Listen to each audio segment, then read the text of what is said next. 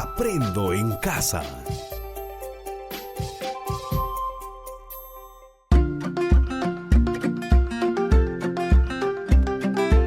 Queridos estudiantes, los invitamos a participar en el desarrollo de las sesiones de aprendizaje que hemos preparado para ustedes.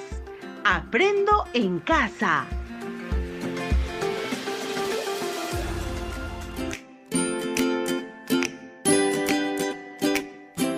Muy buenos días, estudiantes del quinto grado de secundaria.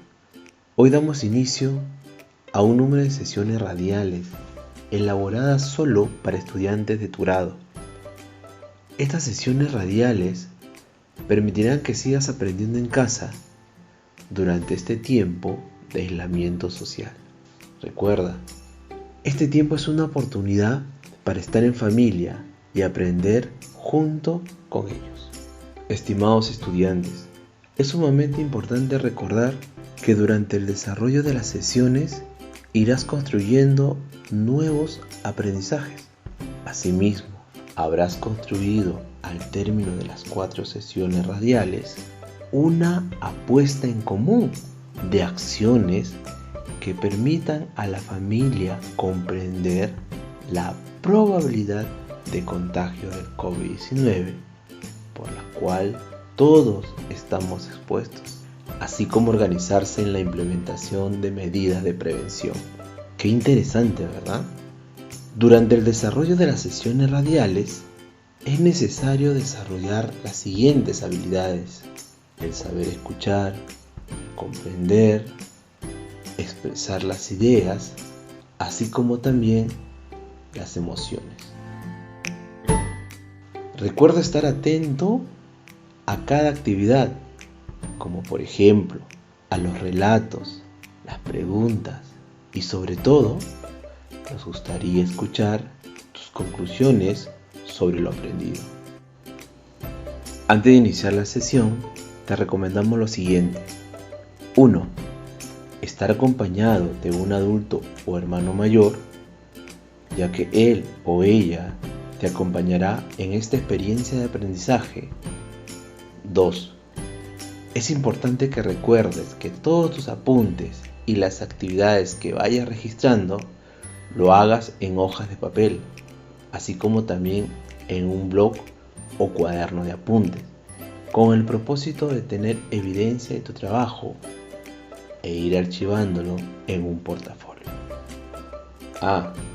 Y no te olvides, antes de comenzar la sesión, debes recordar siempre las recomendaciones que nos han brindado para no contagiarnos del coronavirus. Primero, taparse la boca y la nariz con un pañuelo de papel al toser y estornudar, y después debes arrojarlo a la basura. 2. Lavarse las manos de manera permanente. Y 3. Estar siempre en casa. Ahora te invitamos a estar atentos y prestar mucha atención. Estimados estudiantes, durante estas 4 semanas vamos a construir una apuesta en común de acciones que permitan a la familia comprender la probabilidad de contagio del COVID-19, por la cual todos estamos expuestos, así como organizarse en la implementación de medidas de prevención. Este conjunto de acciones se desarrollará pensando en la siguiente situación. En nuestro país y en particular en nuestro ámbito rural, seguimos preocupados por el crecimiento de afectados por el COVID-19 y que en gran modo ha alterado nuestras formas de vida. Asimismo, sabemos que la única forma de evitar la propagación de esta pandemia es asumiendo con responsabilidad el aislamiento social, practicando estilos de vida saludable y medidas de salubridad como el lavado de manos, cubrirse la boca al toser, entre otros. Las medidas de aislamiento social implementadas en el país nos permiten un mayor acercamiento en la familia. Requiere desde este espacio desarrollar prácticas que nos permitan reflexionar sobre el cuidado de nuestra salud como individuos y como familia, lo cual repercutiría de manera positiva en la comunidad y sociedad. Al término de las 4 semanas, debemos de argumentar y sustentar de manera clara y coherente sobre las medidas de protección que se pueden generar en la familia para el cuidado de la salud y el ambiente durante el periodo de aislamiento. Estimados estudiantes, el propósito de la sesión el día de hoy será identificar y recuperar información de un texto escrito. Quizás te preguntarás, ¿y cómo lo haremos? Lo haremos desarrollando actividades que te van a permitir obtener e inferir información de un texto. Para identificar la información, utilizaremos 2 tipos de texto, un texto histórico y un texto mixto. Ahora sí, ya estamos listos y preparados. Entonces, iniciamos con nuestra primera actividad. A continuación, vas a escuchar el siguiente relato. ¿Qué pandemias a lo largo de la historia han puesto en jaque a la humanidad? Te vuelvo a repetir el título del texto. ¿Qué pandemias a lo largo de la historia han puesto en jaque a la humanidad? Mientras escuchas el relato de la lectura, recuerda estar muy atento a cada frase y párrafo, a las interrogantes, al tema, a los personajes, al escenario, al ambiente, los tiempos, y no te olvides de anotar las palabras que son desconocidas para ti. ¿Qué pandemias a lo largo de la historia han puesto en jaque a la humanidad? Desde la plaga de Atenas en el año 430 a.C. hasta el COVID-19 en el siglo XXI, más de 20 pandemias han puesto en riesgo la supervivencia humana. Desde entonces y hasta el siglo XXI, la humanidad ha registrado una veintena de epidemias y pandemias que han puesto en jaque la supervivencia humana. 4 de ellas se encuentran entre las más mortíferas: la peste negra, la viruela, la gripe española y el VIH-Sida. Hablemos sobre la peste negra. La peste negra en la Edad Media cobró la vida de 200 millones de personas.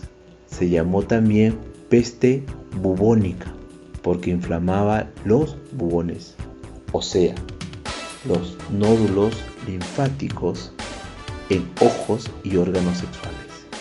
Y cuando avanzaba la enfermedad producía necrosis. Se asoció a la bacteria Yersinia pestis, alojado en las ratas negras provenientes de los barcos chinos. Pero fueron las pulgas de dichas ratas las que transmitieron la bacteria a los humanos. Solo con grandes incineraciones de ratas, cuerpos infectados y pulgas se logró a duras penas controlar la pandemia. La viruela, tan antigua como el Mesolítico, tuvo uno de sus peores brotes en la conquista de América. La viruela es una enfermedad tan antigua que data de la población humana del año 10.000 a.C. Aunque a lo largo de la historia los científicos atribuyen a la viruela la mayor cantidad de muertes infecciosas, superando los 300 millones de personas. Una de sus brotes pandémicas más severos ocurrió a partir de 1520 en territorio americano, matando a 56 millones de nativos.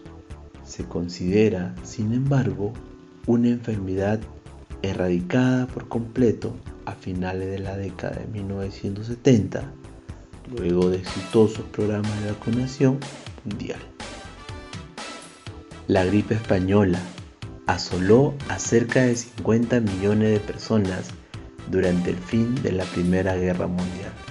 En el ocaso de la Primera Guerra Mundial, apareció en Kansas, Estados Unidos, la gripe española en el año de 1918. Llegaría a Europa por el puerto francés de Brest, lugar al que arribaban la mayoría de las tropas estadounidenses encargadas de apoyar a los aliados en la guerra. Desde ahí pasó a Reino Unido, Alemania, Italia y finalmente España. Ahora hablaremos sobre el virus de transmisión sexual VIH-Sida, que ha matado entre 25 y 35 millones de personas. El VIH-Sida fue una pandemia que se descubrió en Estados Unidos en 1981. Se entendió inicialmente como un virus de transmisión sexual, pero después se concluyó que también se infectaba por transfusiones de sangre contaminadas, por transmisión del virus de madre a hijo durante el embarazo o por el uso de agujas hipodérmicas. La teoría más aceptada actualmente sobre la procedencia del VIH-Sida está relacionado con los simios y chimpancés que había entrado en contacto con el hombre en la década de 1920 en el centro de África. Incertidumbre ante el alcance y el impacto del COVID-19 en el mundo. En el siglo XXI, el SARS en el sudoeste asiático, el ébola en África, el MERS en Medio Oriente y la gripe H1 y N1 en todo el mundo han sido epidemias y pandemias que han puesto en jaque a la comunidad científica internacional. La más reciente pandemia en la historia por la que estamos atravesando es el nuevo coronavirus COVID-19, que se originó en la ciudad china de Wuhan y que actualmente está presente en los 5 continentes. Los laboratorios del mundo trabajan a contrarreloj para entender su funcionamiento, dar luces sobre su impacto en los humanos y encontrar una vacuna que apacigüe su acelerada y preocupante propagación. Estimados estudiantes, ahora que has escuchado el relato, responde a las siguientes preguntas. ¿Cómo presenta el autor la información en el texto? Muy bien, durante todo el texto, el autor presenta la información de manera objetiva. Esto sucede porque simplemente ha registrado los hechos de manera cronológica, sin involucrarse subjetivamente dentro del texto. El autor ha enfatizado en el registro de hechos y sucesos cronológicos que van a sustentar sus argumentos. ¿Cuál es el propósito y objetivo del autor?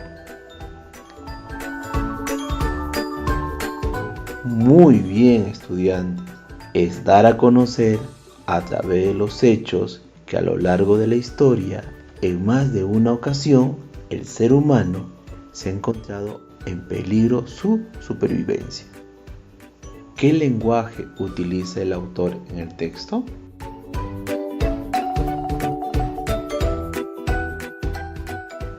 Claro que sí, muy bien. El autor utiliza un lenguaje ligero y preciso, con el propósito de transmitir la información del documento de forma fácil y legible, teniendo como fin el de alcanzar a todo tipo de público. ¿La argumentación del autor es sólida y coherente o es tendenciosa?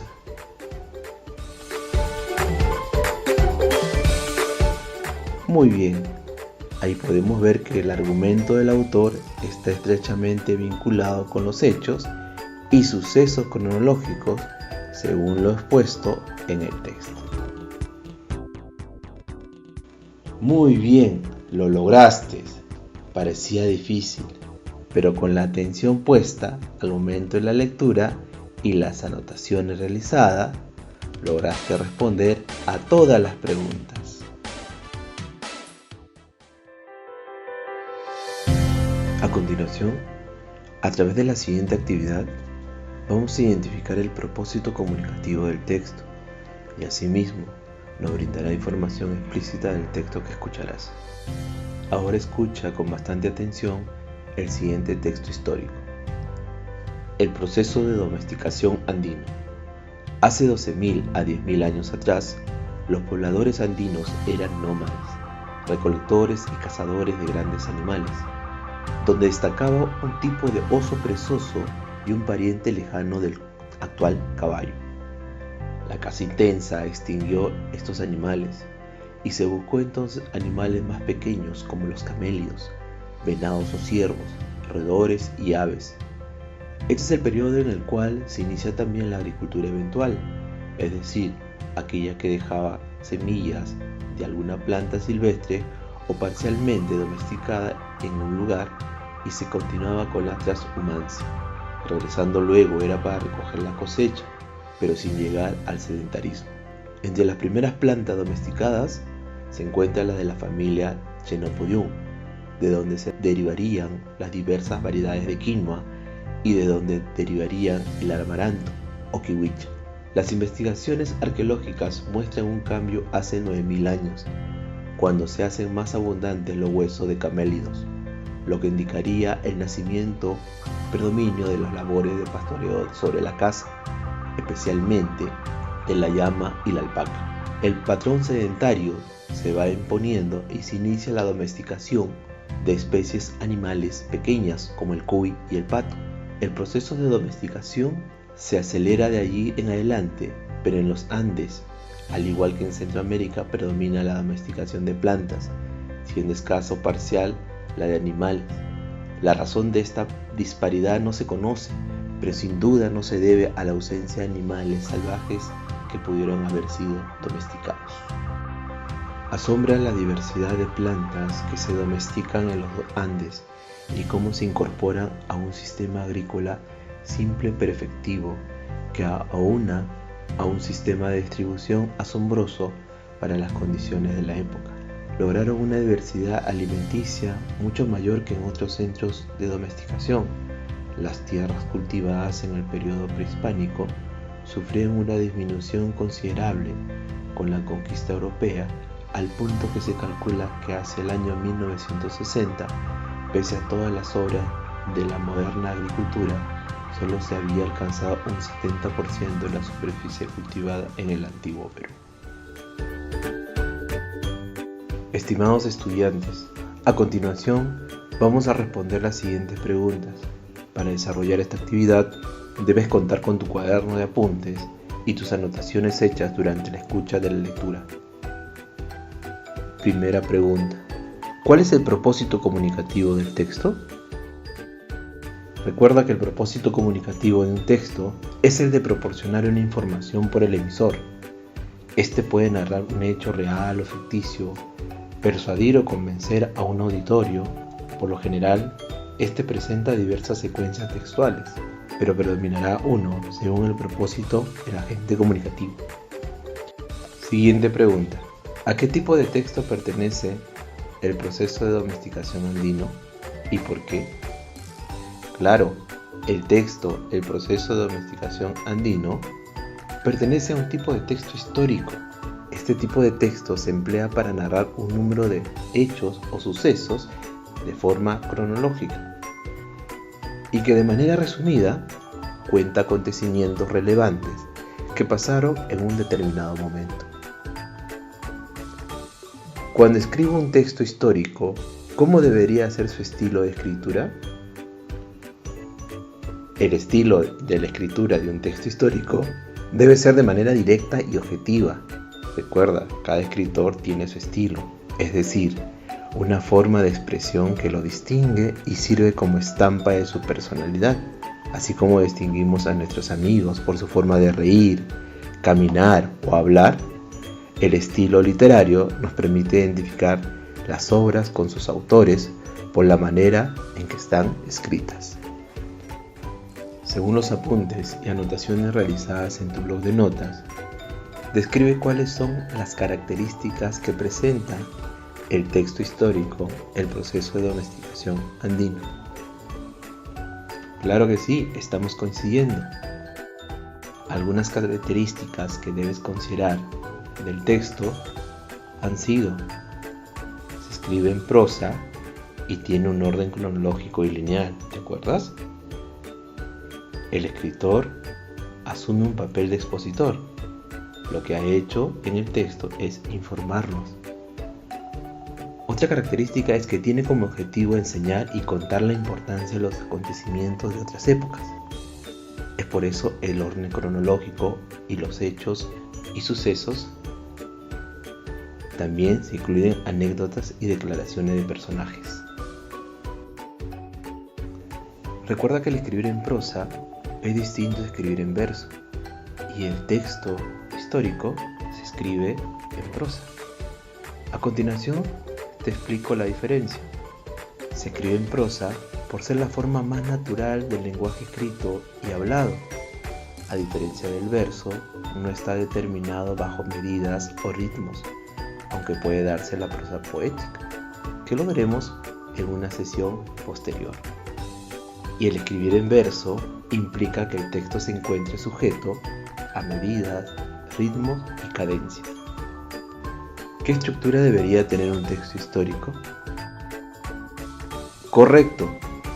Recuerda que el texto histórico, así como el que hemos escuchado, emplea una estructura similar a la que utilizamos al redactar un texto expositivo, y su función es contar un acontecimiento de una manera ordenada y cronológica. El texto presenta una estructura básica, construida por una introducción, un desarrollo y una conclusión.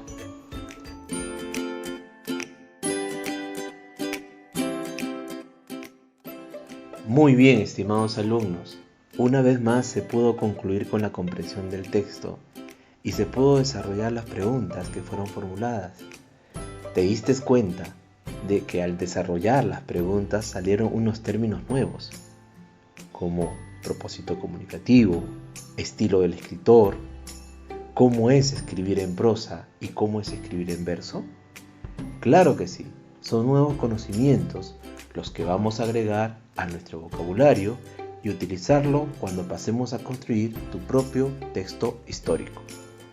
Ahora, para terminar la sesión radial, estimados estudiantes, vamos a construir nuestro texto histórico. Para eso vas a seguir las siguientes indicaciones. Consulta a tu papá, mamá o algún familiar el tiempo que llevan viviendo en tu comunidad. Clasifica en grupos la llegada de las demás familias y considera una fecha tentativa según los registros brindados por tus familiares. Considerar también si durante el tiempo de fundación de tu comunidad hubo algún tipo de enfermedad que causó algún daño. Considera también desde cuándo vienen escuchando en tu comunidad sobre el COVID-19. Esta información te va a servir para que agrupes otro tiempo para construir tu texto. Considerar desde cuándo en tu familia y comunidad vienen tomando medidas de prevención para prevenir el COVID-19. Ahora empieza a escribir tu texto histórico con la información recogida de los tiempos de llegada de las familias a tu comunidad. Recuerda considerar en la estructura de tu texto histórico la estructura básica que debe de tener el texto. El propósito comunicativo. Usar un lenguaje objetivo. Escribir en prosa. Y tener un estilo. Ahora empieza a escribir tu texto histórico. Y lo vas a realizar con la información recogida de los tiempos de llegada de las familias a tu comunidad. Recuerda, considerar en la construcción de tu texto histórico, tener una estructura básica del texto, contar con un propósito comunicativo, utilizar un lenguaje objetivo, debe estar escrito en prosa y construir el texto con un estilo propio. Ahora que estamos terminando la sesión, te pregunto, estimado estudiante, ¿qué pasos seguiste para poder cumplir cada una de las actividades? ¿Qué habilidades pusiste en práctica? ¿Cómo lo hiciste? Exprésale de manera oral a tus familiares lo has trabajado durante la sesión radial y comparte tu texto construido con los datos recogidos en tu familia sobre tu comunidad. Todos estos pasos, regístralo en una hoja y archívalo en tu portafolio. Hasta nuestro próximo programa. Aprendo en casa. Ministerio de Educación. Gobierno del Perú. El Perú primero.